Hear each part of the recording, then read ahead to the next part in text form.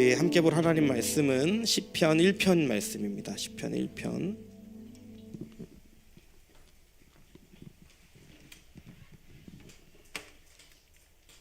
시편 1편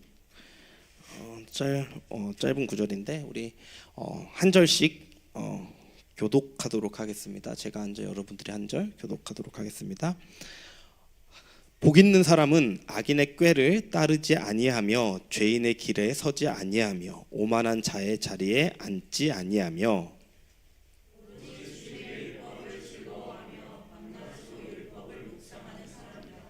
그는 시냇가에 심은 나무가 철을 따라 열매를 맺으며 그 잎이 시들지 아니함 같으니 하는 일마다 잘 될 것이다.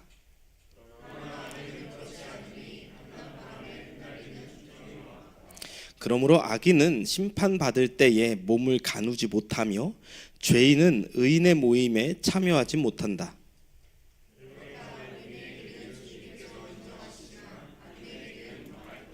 아멘. 한 번 더 기도하겠습니다. 하나님, 이 시간 우리가 말씀 앞에 섭니다.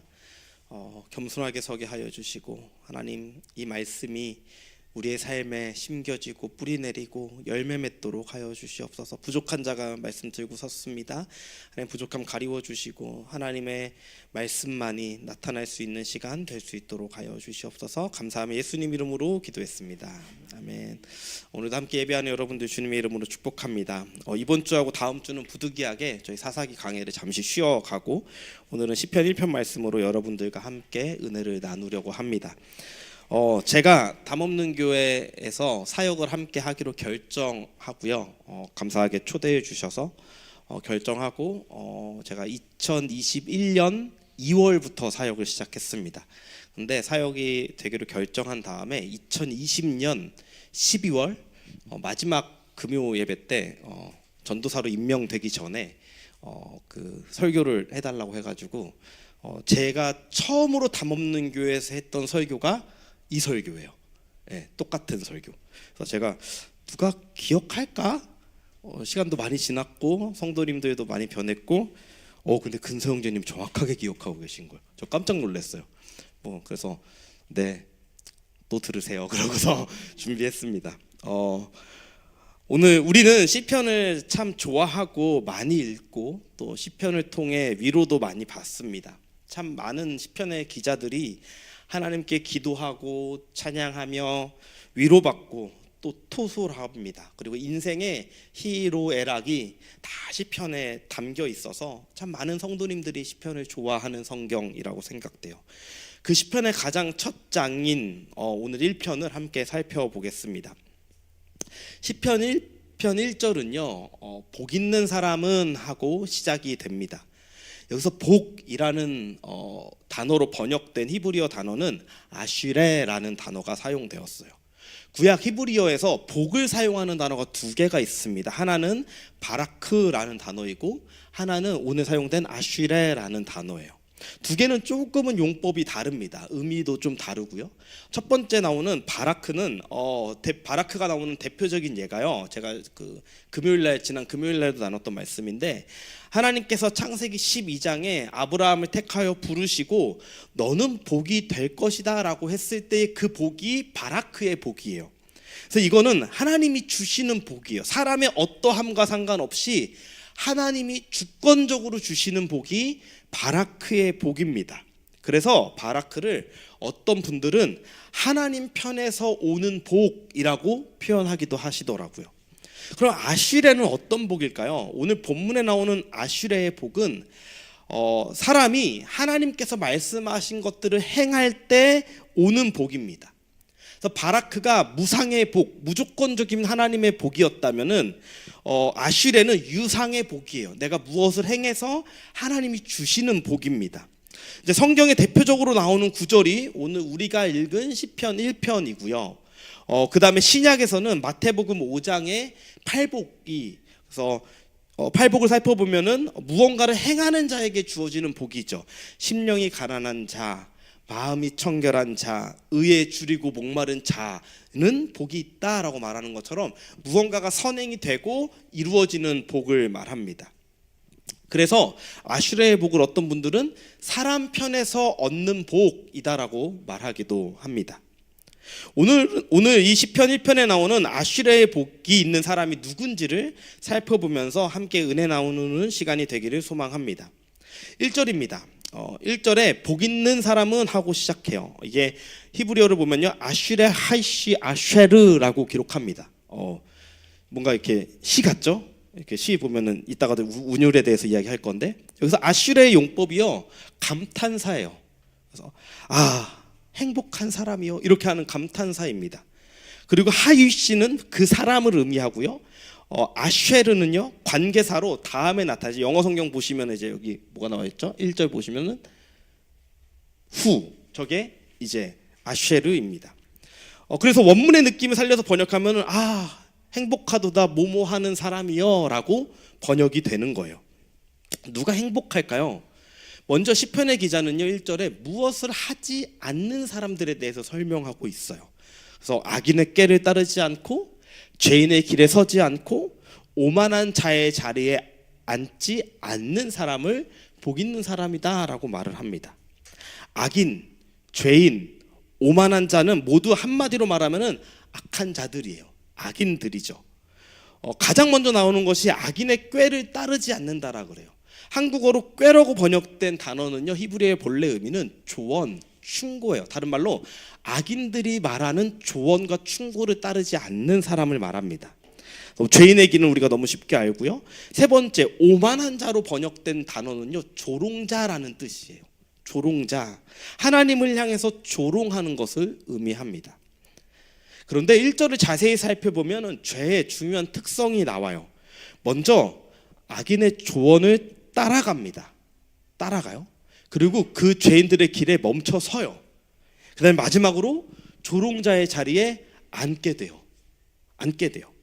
처음에는 악인, 우리가 이해하기 쉽게 말하는 사단의 속삭임에, 그 사단의 속삭임이 조언처럼 들리고 좋은 말처럼 들리고 나에게 유익이 되는 것처럼 들려서 그것을 따라갑니다. 옳은 것인 줄 알고 따라갑니다. 그러다 보면은 주님을 따라가는 것이 아니라 사단을 따라가고 있는 거예요. 그럼 어떻게 됩니까? 거기에 죄인들과 함께 서버리고요, 마지막으로 하나님을 향해 조롱하는 자들과 함께 아예 주저앉아버리는 모습을 보게 됩니다. 더 이상 일어나지 않아요. 점차 죄가 더 심각해지는 모습을 볼 수 있어요. 조롱자는요 하나님을 거부하고요, 인간의 교만함으로 인하여 하나님을 무시하고 조롱하는 사람들을 의미합니다. 우리는 생각하죠. 우리가 어떻게 하나님을 조롱하겠어 라고 생각합니다. 그런데 믿는 자들에게서도 이러한 일들이 일어날 때가 있어요. 나도 모르는 사이에 우리의 연약함으로 인해서. 그게 뭐냐면요, 될 대로 되겠지. 우리 이런 말 가끔씩 하시지 않나요? 될 대로 되겠지. 뭐 하다가 막히면은 안 되면은 될 대로 되겠지. 어떻게든 되겠지. 맘대로 되겠지. 이런 생각할 때 있습니다. 이게 깊은 곳을 보다 보면요, 하나님과 내 삶은 전혀 상관이 없고요, 내 일과 하나님의 일이 분리되어서 교회 안에서만 하나님을 인정하고 내 삶의 어떠한 부분에서는 하나님의 도우심을 별로 바라지 않는 거예요. 그냥 어떻게든 흘러가겠지, 굴러가겠지라고 생각하는 거예요. 그래서 하나님을 전혀 기대하지 않는 것, 하나님을 조롱하는 것과 마찬가지인 거예요. 내가 실제로 하나님을 향해 조롱하지 않아도 하나님이 내 삶에 일하실 거라는 기대조차 없는 것, 하나님 내 삶에 상관없는 것처럼 여기는 거, 무시하는 거죠. 시편 기자는요 이러한 세 부류의 모습을 1편 전체에서 악인이라는 말로 묶어서 표현합니다. 그리고 이제 복 있는 사람은 이러한 삶을 살지 않는 사람이다라고 1절에 말을 합니다. 2절을 볼까요? 그럼 복 있는 사람은 어떤 사람일까요?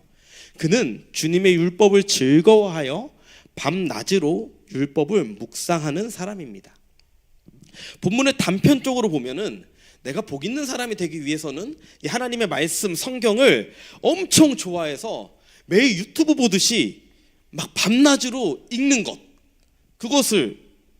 그리고 그것을 즐거워하는 것처럼 느껴집니다. 물론 틀린 생각 아니에요.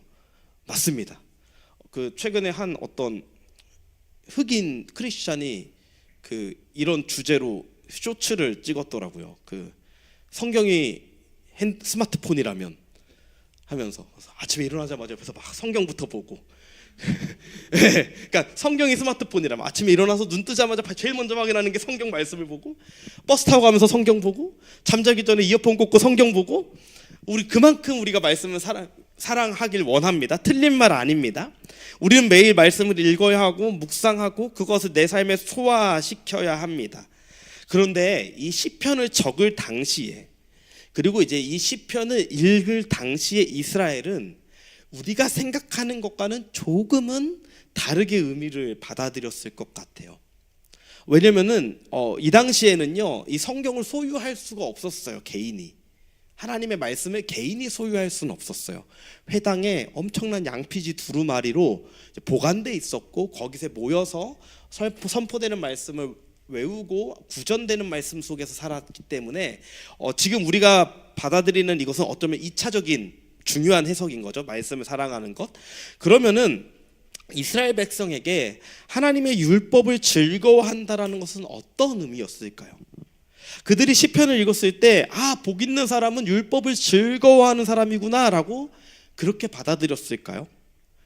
우리는 율법이라고 하면요, 법, 원칙, 지켜야 하는 계명, 하나님의 명령 이렇게 생각하죠. 성경을 조금 공부하신 분들은 모세 오경을 율법이라고 하고, 그거를 히브리인들은 토라라고 부른다라고도 우리 들어봤을 것 같습니다. 그런데 이게 어쨌든 법이잖아요. 법. 여기 계신 분들 중에 헌법을 즐거워하면서 읽으시는 분이 계신가요? 우리 헌법이라고 하면은 그 헌법 그 1장 2조밖에 모르지 않나요? 1장 1절 대한민국 국호 나와 있고, 2조가 모든 주권은 국민으로부터 나오고, 이거 우리 그 정도 알고 3조 4조 아시나요? 잘 모르시죠? 우리가 법 자체를 즐거워해서 밤낮으로 읽고 있지 않듯이 이게 그 법을 말하는 건 아닐 거예요. 우리는 토라에 대해서 의미적으로 해석을 해야 될 것 같습니다. 토라는 단순히 하나님의 계명, 즉 무엇을 하고 무엇을 하지 않고를 즐거워하는 것이 아니라, 이스라엘 백성이 토라라는 단어를 사용할 때에는 그들이 느끼는 첫 번째 의미는 교훈이었을 거고요. 둘째가 더 중요한데, 이스라엘에게 토라는 언약이었습니다. 언약. 하나님이 이스라엘 백성들하고 시내 산에서 언약 맺으시죠. 약속하시죠. 그러고 주신 게 토라예요. 그래서 이들에게 토라는 하나님의 약속이에요. 무슨 약속이냐면은 하나님이 내 하나님 되고 내가 하나님의 백성 된다라는 그 엄청난 약속이 토라라는 단어에 함축되어 있는 거예요. 그러면 우리가 토라를 언약으로 이해할 수 있다면은 이 절은 이렇게 읽혀져도 괜찮을 것 같습니다. 복 있는 사람은 하나님이 내 하나님 되고 내가 하나님의 백성 되는 것을 즐거워하여 그것을 밤낮으로 묵상하는 사람인 거예요. 다시 말해서 하나님의 관계 속에 있음이 너무너무 즐거운 거예요. 그것이 밤과 낮으로 너무 기뻐해서 그 관계를 계속 생각하는 겁니다. 그래서 다른 것으로 즐거워하고 행복한 것이 아니라 오직 하나님이 내 하나님 되는 것으로 행복한 거예요. 내가 하나님의 백성 된 것으로 인해서 행복한 겁니다. 그것으로 인하여 즐거워하는 거예요. 여기서 우리가 한 가지 더 봐야 하는 것이요, 묵상이라는 단어예요. 이 단어는 히브리어로 하가라는 그 단어가 사용됐는데, 성경을 보면요, 성경 펴서 보시면은 묵상의 각주 2번 돼 있고 밑에 보면요, 또는 읊조리는 이라라는 단어 그 번역이 각주가 되어 있습니다. 읊조리다라고. 그래서 사람들이 성경을 이렇게 눈으로만 읽으면 안 되고, 유대인들은 그래서 지금도 그 이스라엘에 가면요, 토라를 이렇게 들고요, 이렇게 하면서 성경을 계속 입으로 중얼중얼 토라를 계속 중얼중얼 거려요. 요 흔드는 행위는 나를 요제, 흔들어 드리는 제사로 하나님께 드린다라는 표시고, 이러면서 계속 읽어요. 물론 하가라는 단어의 뜻에는 읊조리다, 말로 주절거리다라는 단어 그 의미가 있습니다.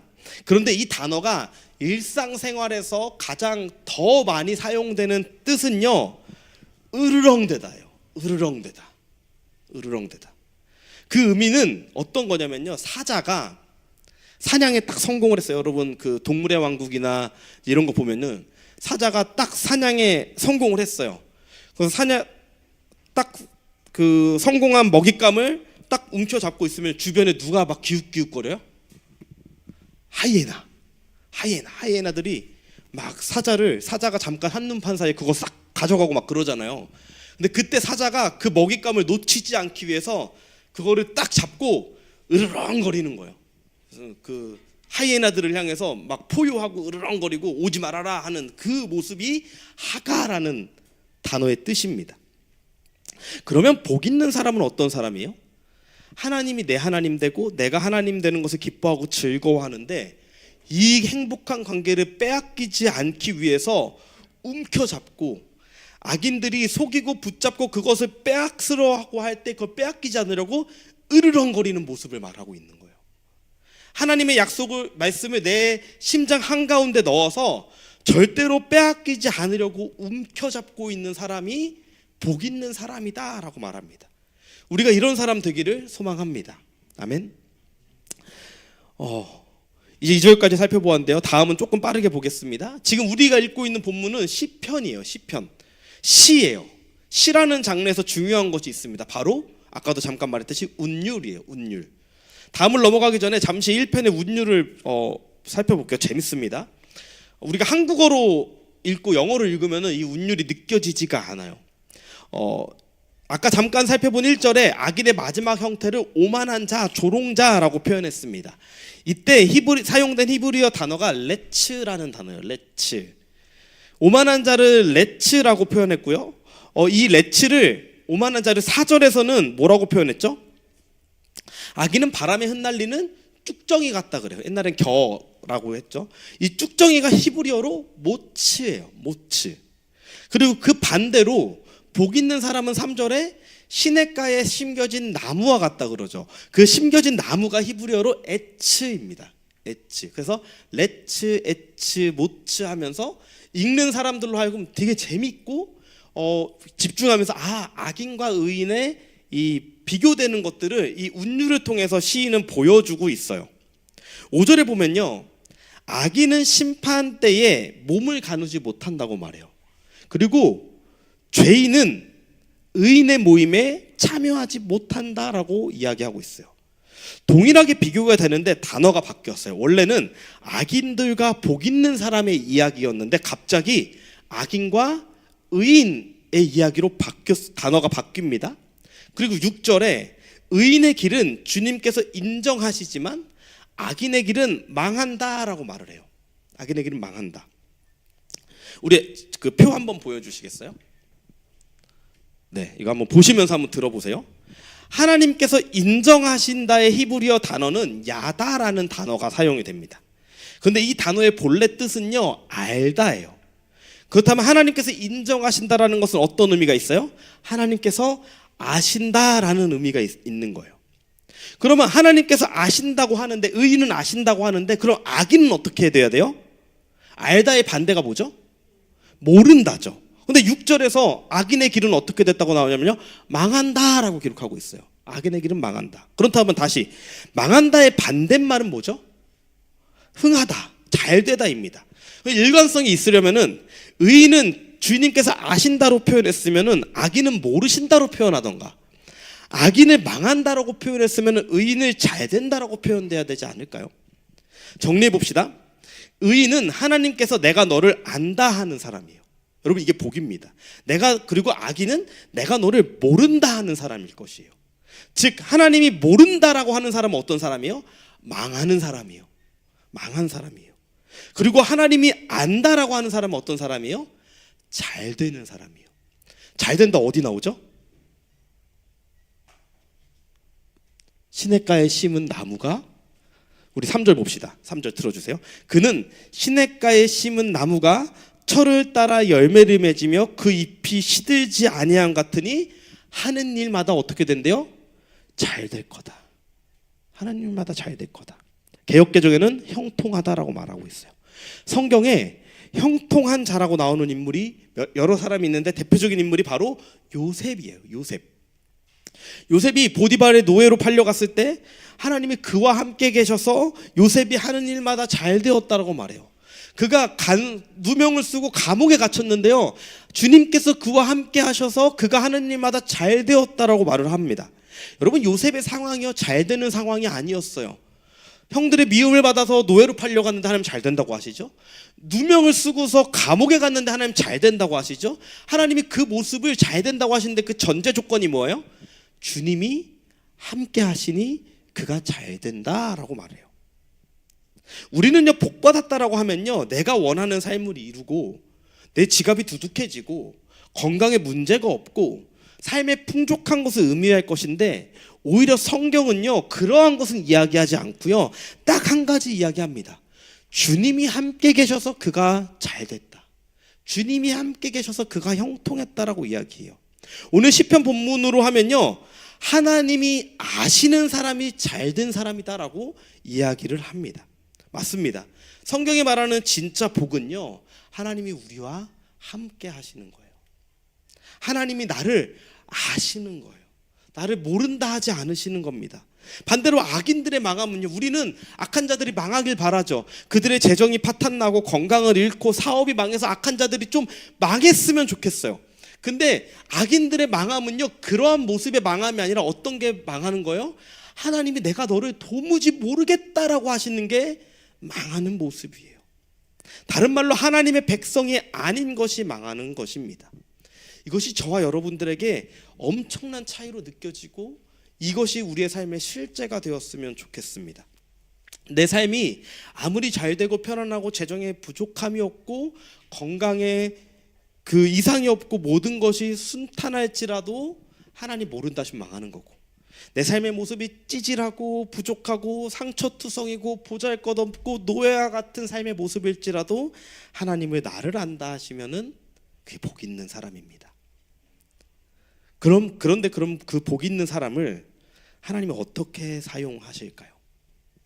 그 사람은 시편의 기자는 그런 사람을 시냇가에 심겨진 나무와 같다라고 이야기합니다. 여러분, 시냇가에 심겨진 나무 하면 어떤 의미가 떠오르십니까? 어떤 이미지가 떠오르십니까? 엄청 푸르고 울창한 숲에 청정 일곱수의 깨끗한 물이 쫙 흐르는 그런 스트림에 나무들이 이렇게 막 우거지고 막 저 멀리서 뭔가 이렇게 계곡 소리, 폭포 소리도 들리는 어떠한 그런 곳이 상상되지 않으신가요? 저는 딱 두 군데가 생각이 났어요. 하나는 여기 저희 예전에 갔었던 레드우드 포레스트에 쭉 들어가면 계곡 있고 막 엄청 이렇게 있는 거, 거기가 생각났고, 또 하나는 이제 이스라엘에 갔었을 때 거기에 요단강이 흐르는 거기에 조그마한 폭포 있는데 그 모습이 상상되기도 했습니다. 그런데 여기서 시냇가로 번역된 히브리어 단어 펠레그는요, 그 의미가 수로라는 의미예요. 수로. 조금 더 정확한 의미로는 관계수로라는 의미가 있습니다. 혹시 여기 관계수로가 뭔지 아시는 분 계세요? 관계수로. 역시 관계수로. 이건요, 논이나 밭에 물이 필요하잖아요. 근데 그 물을 공급을 하려면요, 근처에 지금 시대에는 저수지가 있죠. 이제 동네마다 이렇게 저수지들이 있어요. 그 저수지에서 물길을 내요. 논하고 밭마다.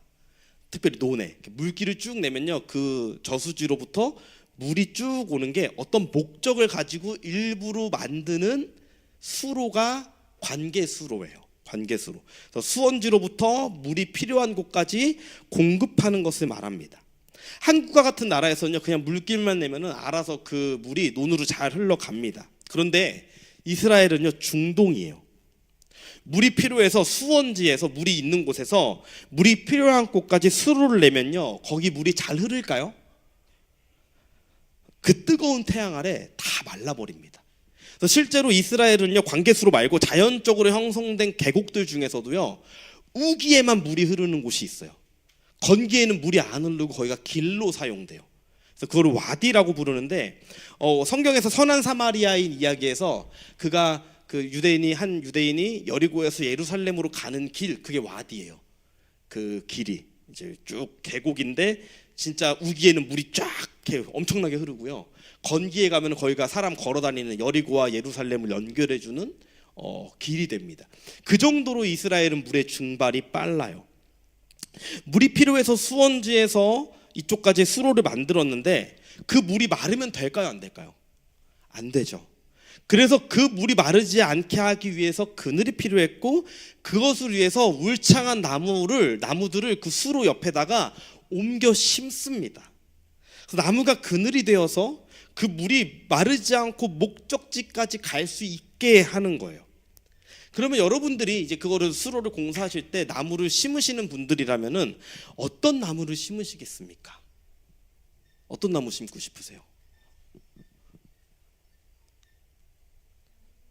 나뭇잎이 많은 거. 또 저라면은 성경도 말하고 있죠. 나뭇잎만 무성한 것뿐만 아니라 이왕이면은 과일도 열려야 되죠. 열매도 있어야 되죠. 과일도 열리는 과실수를 심게 됩니다. 그래서 오늘 시편의 기자는요, 그 복 있는 사람을 그 관계의 수로에 심겨진 나무와 같다라고 이야기를 해요. 숲속에 흐르는 시냇가에 있는 나무가 아닌 인위적으로 만든 그 수로에 심겨진 나무는 목적에 의해서 어딘가에서 옮겨 심겨진 나무입니다. 즉, 복 있는 사람은 하나님과의 언약, 그 관계를 즐거워하는 자이고, 하나님이 너를 내가 안다라고 말하는 자임과 동시에 하나님의 은혜가 마르지 않고 목적지까지 흘러가게 하는 사람인 거예요. 하나님이 거기에 우리를 심으신 겁니다. 그리고 거기에 뿌리를 내린 사람들에게 하나님께서는 열매도 맺게 하시는 거예요. 말씀을 마무리하겠습니다. 여러분은 행복한 사람입니다. 여러분 행복한 사람입니다. 처음에 말씀드렸던 1편의 복은 아슈레의 복이라고 말했어요. 아슈레는 에세르라는 단어에서 왔습니다. 이 에세르라는 단어의 뜻은요, 곧다, 똑바로 가다라는 뜻입니다. 즉, 아슈레는 하나님께서 제시하신 삶의 길을 똑바로 걸어가는 것 자체가 복이라고 여기는 사람들을 아슈레의 복이 있는 사람이다라고 말합니다. 시편을 읽다 보면 참 많은 고난과 고통들이 보입니다. 원수들을 향한 분노도 보입니다. 하나님 앞에 그들을 고발하며 탄원하기도 합니다. 그런데 시편 1편은요, 앞으로 나타날 시편의 모든 상황 속에 있는 사람들, 시편 150편의 가장 첫 번째고 서론이잖아요. 그 모든 고난과 고통 속에 있는 사람들을 향하여 행복한 사람이여 라고 말을 해요. 행복한 사람이여 라고 말을 해요. 왜 그럴까요? 시편의 내용들을 보면요, 아무리 힘들고 고난 중에 있고 원수들을 하나님께 고발하는 탄원들이 가득한 것처럼 보여도 그 마지막 결론부에 가면요, 언제나 항상 하나님을 찬양하고 경배하는 것으로 끝납니다. 이것이 행복한 사람의 모습이에요. 사랑하는 여러분, 우리의 삶에는 악인들의 꼬임들, 죄인들의 길, 조롱자의 자리가 항상 내 눈앞에 유혹으로 넘쳐나고 있습니다. 이거 가면 너무 잘 될 것 같아. 이렇게 살아가는 모습이 너무 아름다워 보여. 저 예수님 안 믿는 사람, 저 사람들처럼 살면은 정말 내 삶이 너무 좋아 보일 것 같아. 특별히 멜번 땅에 살면서 우리가 여러 가지 꿈과 희망과 목적을 가지고 우리가 멜번 땅에, 호주 땅에 와서 살아가는 우리에게 너무나 많은 것들이 보여집니다. 그때 우리는 하나님이 내 하나님 되는 것을 잊지 않기를 바랍니다. 그 눈에 보이는 것이 아니라 예수 그리스도로 인하여 내가 하나님의 백성 되고 자녀 되었다라는 것을 절대로 잊지 않길 바랍니다. 그리고 사단이 그것을 빼앗으려 할 때에 사단이 먹이를 움켜잡고 으르렁대듯이 그것을 끝까지 놓지 않기를 바랍니다. 우리의 모든 것을 주님이 아십니다. 나의 아픔, 나의 고통, 나의 싸움, 나의 어려움, 나의 문제, 나의 연약함, 나의 소원이 무엇인지, 내가 바라는 것이 무엇인지 우리 주님이 다 아십니다. 그것이 우리의 가장 큰 위로 되길 소망합니다.